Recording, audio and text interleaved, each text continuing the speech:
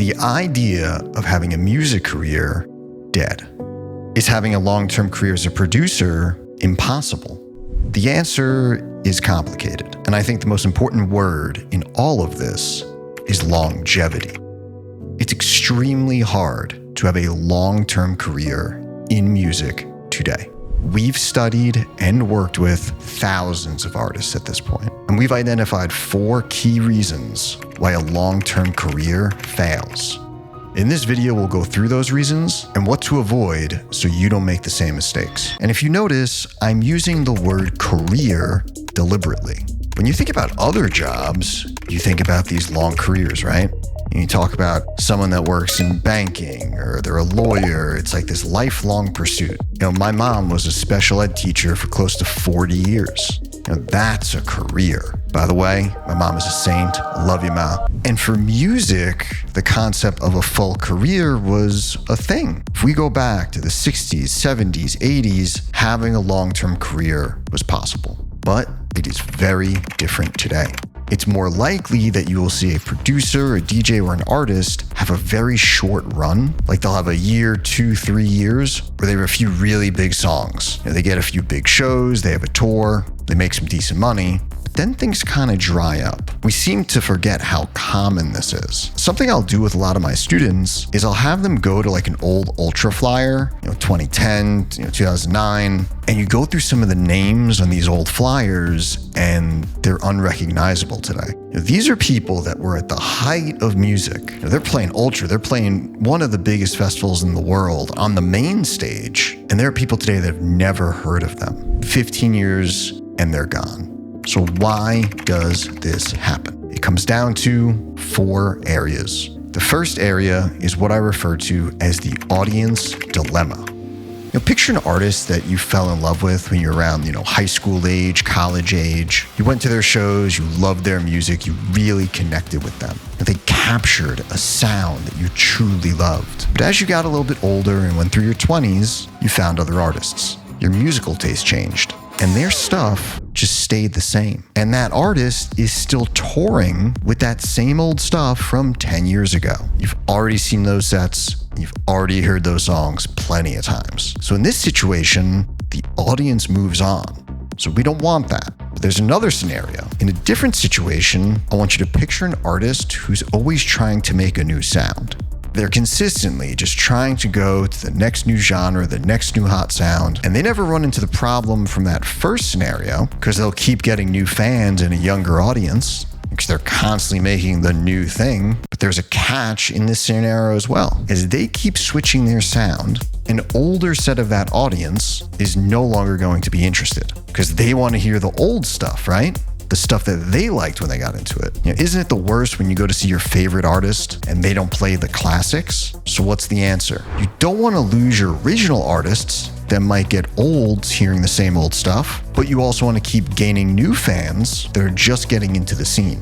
I think there's a few examples of folks that did this beautifully. Skrillex and Avicii are the first that come to mind. There's a concept in the movie business called one for them, one for me.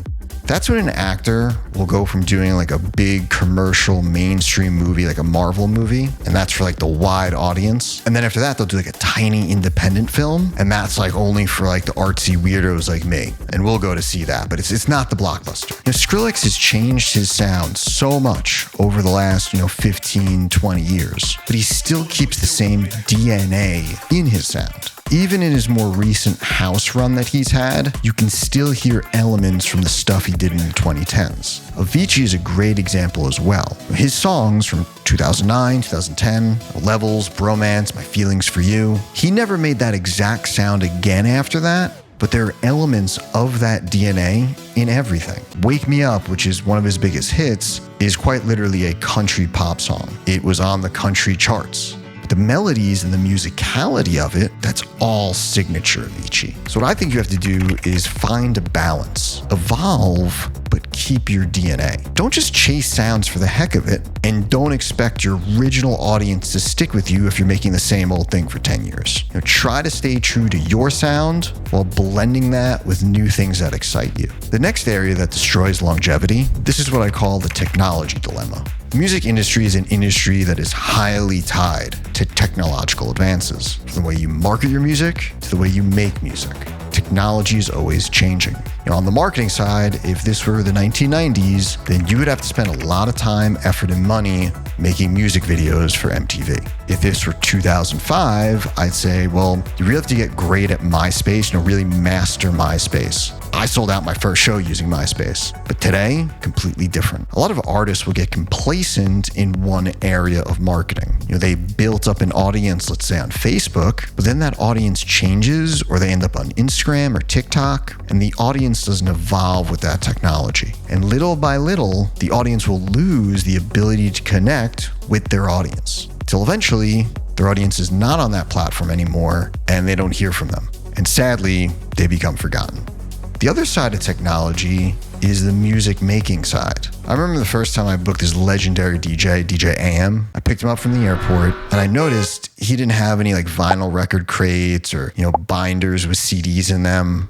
For all my old heads watching this, smash that if you remember the days of having that big binder with all those CDs in it. So yeah, I picked this guy up from the airport and all he has is a backpack. And I'm like, hey man, where's your stuff? Do you have your crates? Do you have your CD binders? Where is everything? And out of his backpack, he pulls out this little black box and it said Serato on it. And he looks at me and he goes, this is all we need now. And that night, as I watched him DJ, I realized everything was going to change. And some folks, they learned the new technology, whether it was digital Serato or the digital CDJs or, digital mixing, or they got left behind. The same thing happens with DAWs versus traditional music studios. And the same thing is going to happen with AI. The point of technology is to make things easier.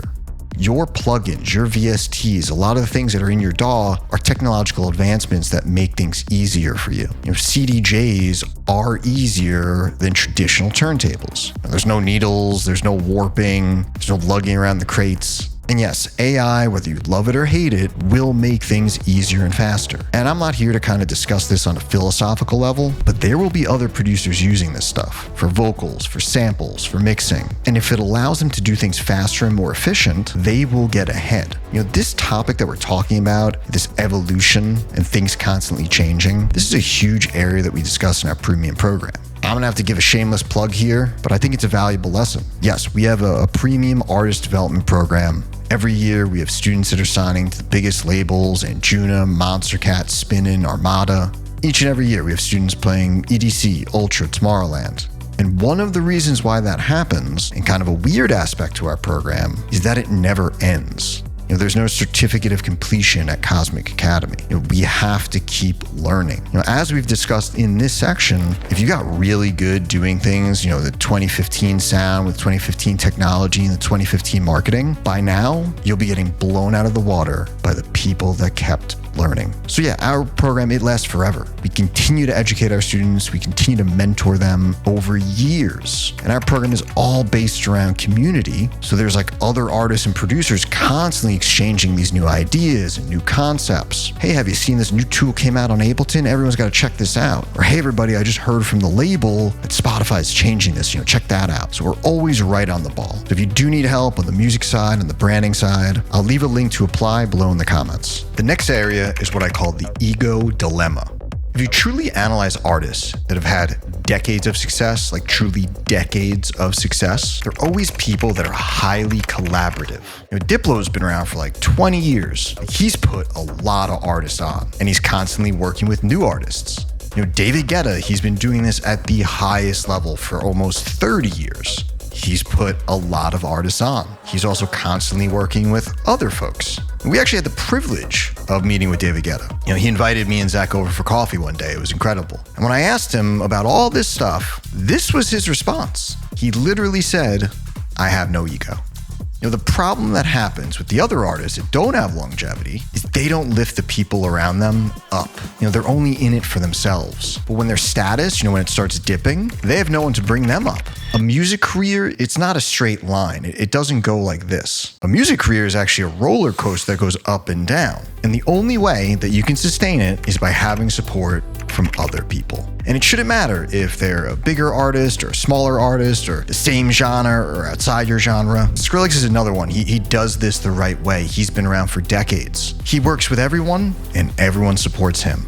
He works with other people in different genres, and he's not thinking about his ego. He's not thinking about where this person is on the food chain. So you really need to have this mindset of giving, of abundance, as we like to call it, positive interdependence. Because if you do the opposite, if you go at this thing and you're just isolating yourself, that's a huge reason why an artist won't have longevity. Their ego is going to get the best of them. They think they can do it all on their own. They're the special one. But we know for a fact that you actually need support. Cosmic Academy students, they get a lot of results. We signed 537 records last year. A lot of that is due to the community, the supportive people that are lifting each other up and helping one another. That is what enables for longevity. So please take all this into consideration. Now, if you're looking to watch more content, we spent the last few years taking the best lessons from our premium program and making great videos about them. The YouTube algorithm knows you way better than I do. It's going to select one for you to watch next. We'll see you in there.